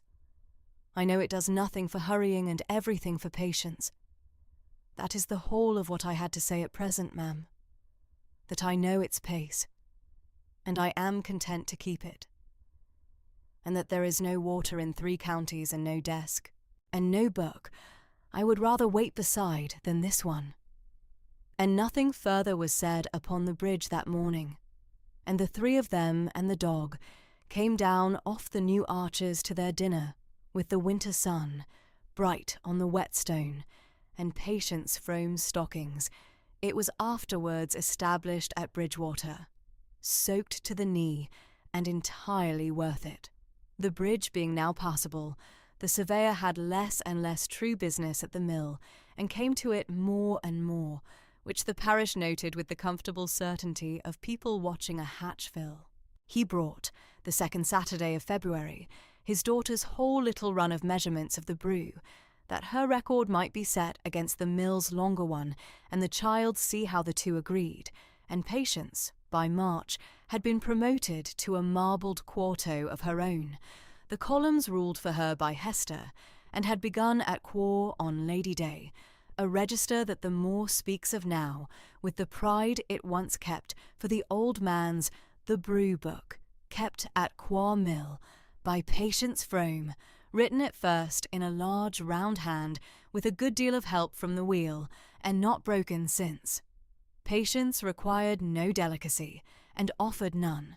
On the second Saturday of March, finding Hester at the parlour shelf with a flood volume in her hands, she set down her glass measure, took breath, and delivered the only proposal the spring ever heard spoken aloud, in the loud whisper of 9 going on 10.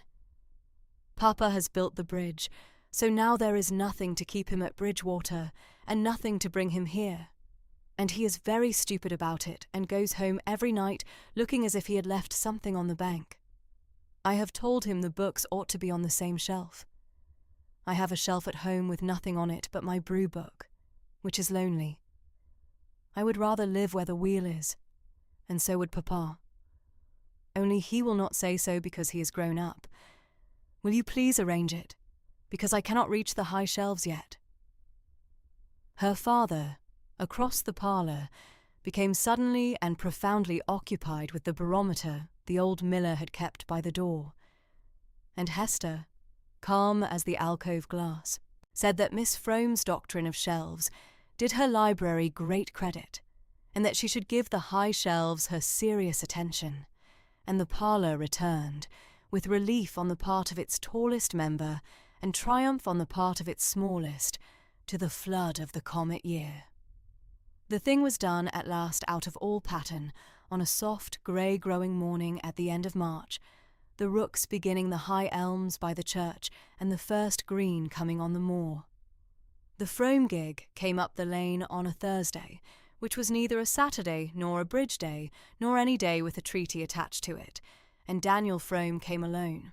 Mrs. Stallard, opening the parlour to him, performed her withdrawal to the second window with the needlework at a stateliness that announced to the whole sentient mill what the morning was about.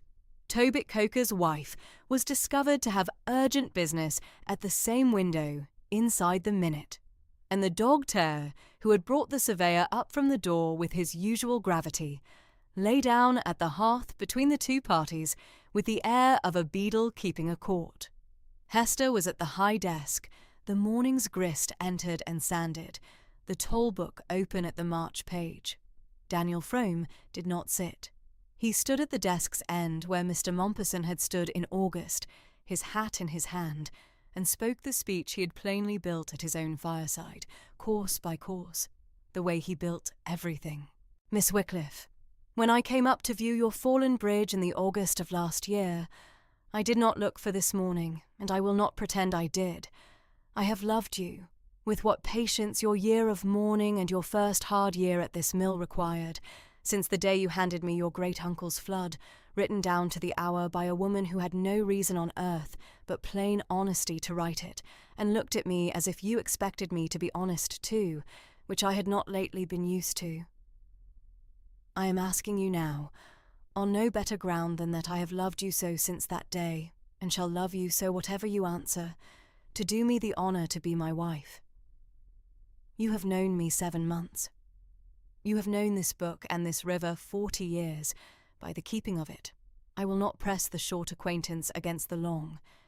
I ask you to weigh the matter at your own time, and answer me on your own terms, and I will say one thing more, because I would have it all on the desk before you rule the line. The mill is yours, and shall stay yours, settled on you absolutely, whatever you say to me. I have spoken to Mr. Mompesson, and it is drawn so already, and would be drawn so if you sent me down the lane within the hour. The toll book is kept at this mill, and shall be kept at this mill, and shall be kept by you. I am not asking the keeper away from the book, Miss Wycliffe. I am asking leave to stand at the desk, and to bring you a child who has wanted a mother 5 years, and has chosen her own without consulting me, and to mend whatever wants mending about the place for the rest of my life. If your answer is no, the bridge is built and the parish served, and I will trouble you no further than a neighbour ought, and the asking shall never be raised again. Hester Wycliffe sat a moment, with her hands at rest on either side of the open book, in the quiet of the parlour.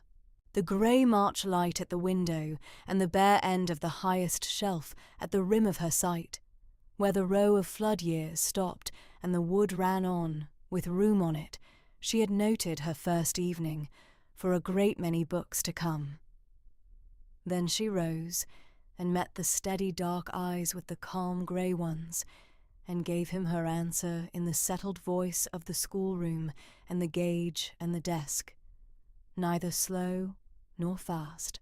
Mr. Frome, I will. He took her hand, and bent over it, and held it a moment in both his scarred ones, with great care, as a man holds a true and delicate instrument that belongs to somebody else. And then, because they were the two people they were, the first thing the county surveyor said to his promised wife in the first minute of their engagement was, "What did the river stand at this morning, at the gauge?"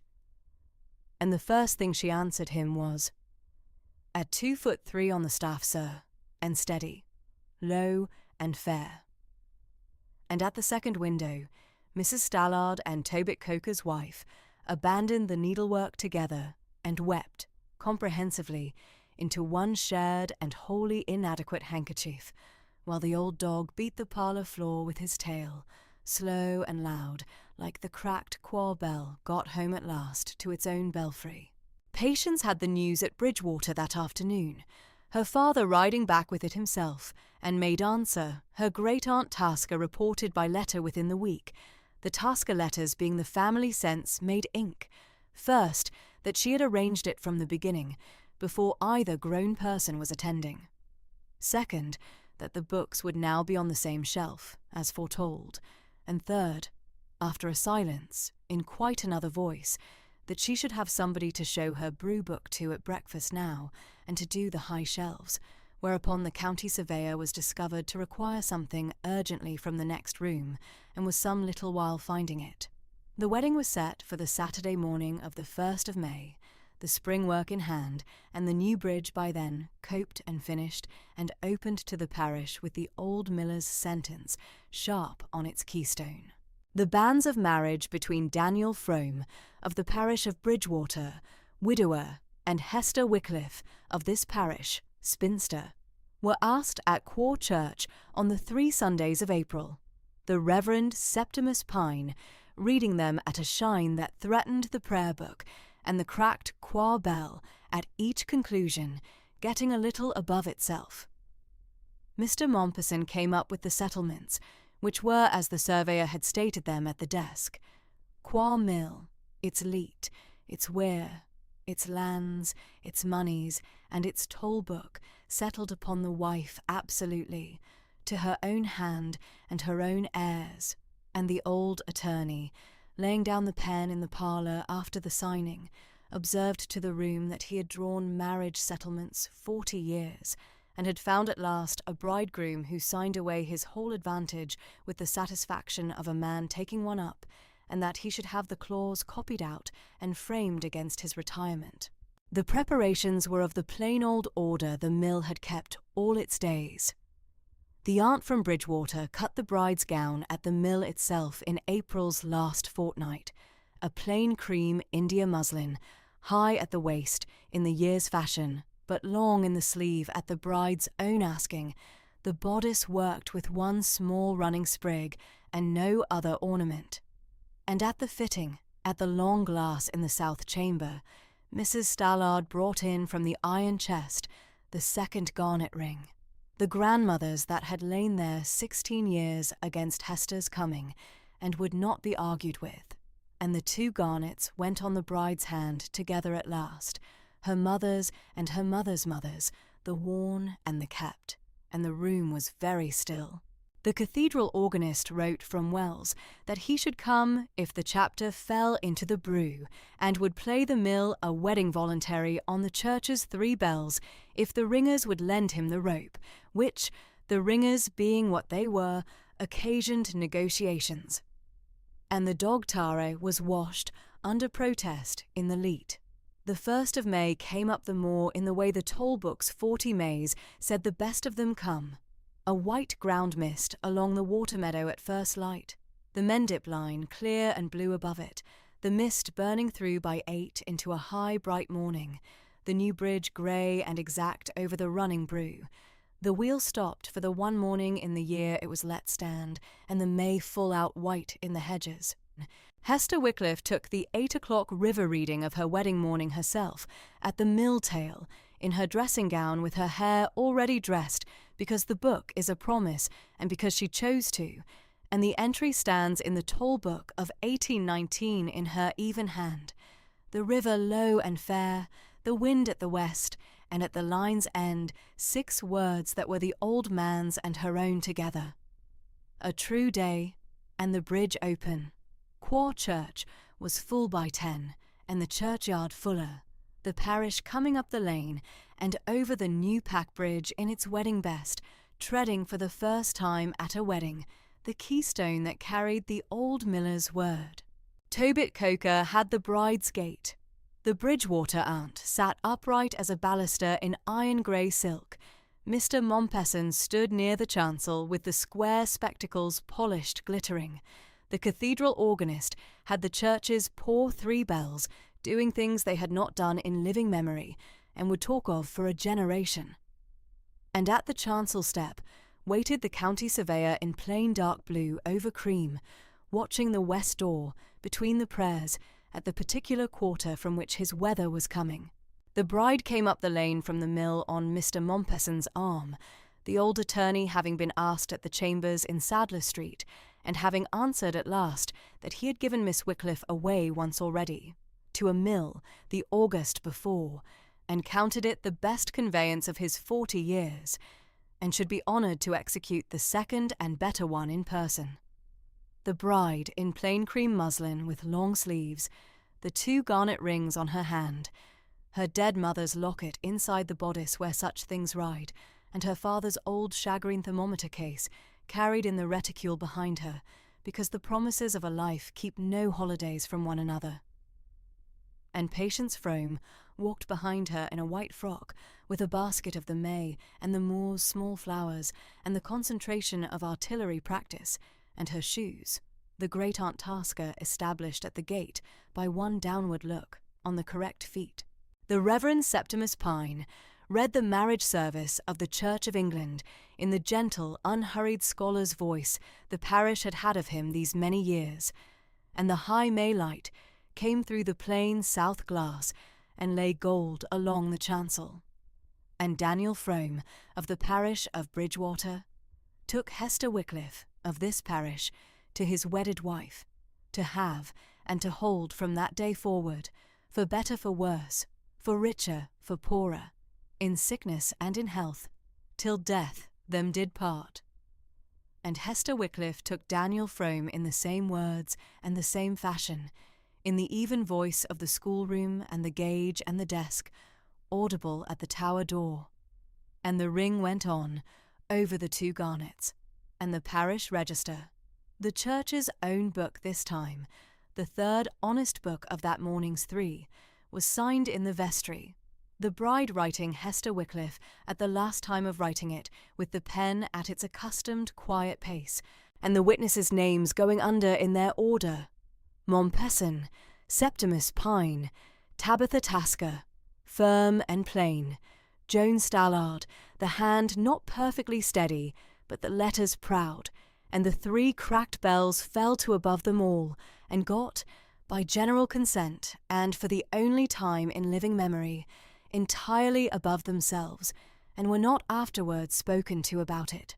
The wedding breakfast in the mill house was the one the mill had kept at every wedding of its history, the brew trout and the moor mutton, the still-room's hams and the new white loaves of the mill's own grinding, a bride cake by Mrs. Stallard at one end of the table, and a seed cake by the rectory's cook at the other, in a rivalry of long standing and no conclusion, the old miller's last cask of cider at the men, and the cowslip wine of the spring at the women, the great-aunt at the bride's right hand, Mr. Mompesson at the groom's, the rector at the cake, and at the hearth-end, on the warm flags, his grey muzzle on his paws, and his amber eyes making the slow circuit of his whole flock, gathered for once into one fold, the old dog, who had reviewed every soul of them at the door and past them, and would do the same at their going, the matter having been settled by him in council long since. The surveyor rose at the breakfast's end, and made the only speech of the day, which the moor repeats yet at its weddings.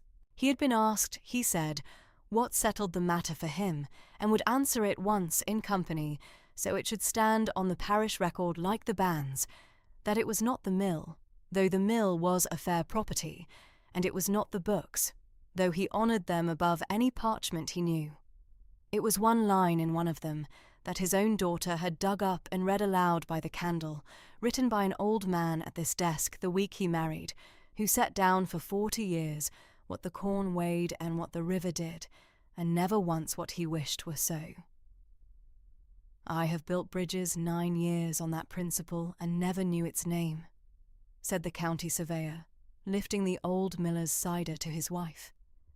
And I find I have married it.